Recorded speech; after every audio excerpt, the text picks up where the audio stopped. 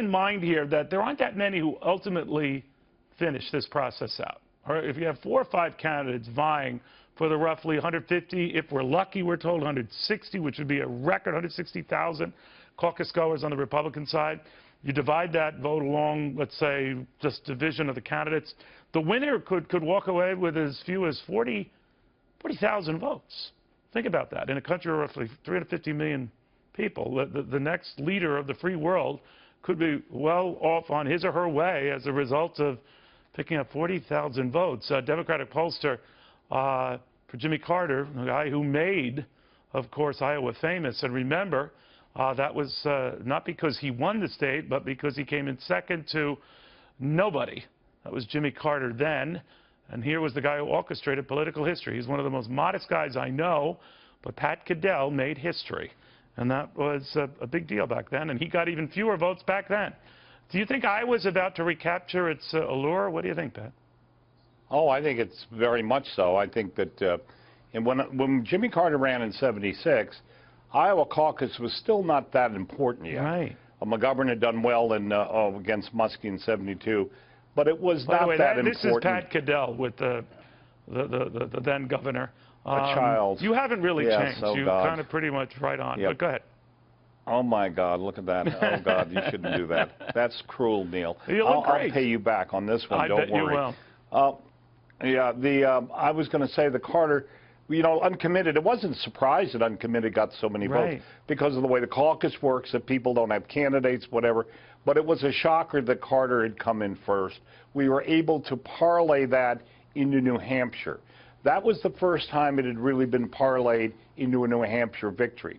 What has happened subsequently with Iowa is that it's New Hampshire had conceded Iowa a place because it was a caucus state. I think they probably regret it because for a long time, New Hampshire was the key test. That's right. Because it was first and early.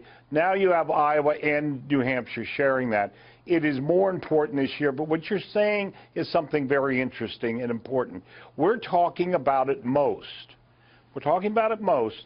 The Republican average turnout the last 2 contested caucuses was 120,000.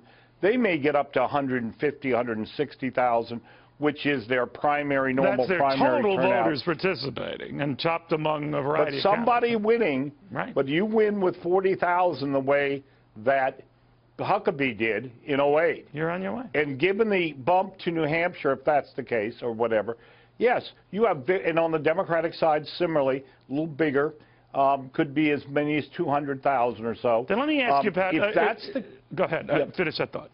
But I just want to make a point. Yeah. You're right. You're talking about 40,000 to 50,000 votes deciding who may well be the nominees of our parties. All right. I was thinking of Jimmy Carter as a born-again Christian and a very religious evangelical kind of appeal that he had, and some of the Iowa winners since, particularly in the Republican Party, when you had Rick Santorum and before him Mike Huckabee.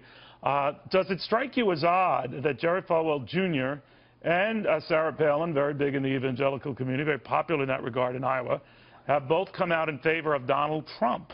Either that represents a shift or they just feel that he's just a better bet. But what do you make of that and how that could be changing the complexion of the state? I think it's not just even – I think it's more than evangelical. And I think you heard this before with Falwell. I think right now evangelical voters are not just voting on being evangelical. Just like ideology voters are not voting on ideology anymore alone. This, as I said, have said constantly to you, is an insurgency election. Exactly. What people are looking for is strong leadership, someone who will reverse things, someone get things done, and they think Trump's that. It is amazing to me this spurt he seems to be getting at the end. All right, buddy. Can I make one quick point? Very quick, or I'm going to have to kill you. Go ahead. Carter was, remember, a white Southerner we had no Southerners run since the Civil War. So when Iowa, a Union Yankee state, it was a shock that he had done as well as he had done and finished ahead of all the other candidates. So we went a little longer for that little detail. Okay, well, I guess that's valuable. Pat, I'm kidding. We're looking forward to joining you in Iowa when we look at this weekend on Fox News, and then, of course, our special coverage on Fox Business Monday. But we're there every step of the way. The man who made history.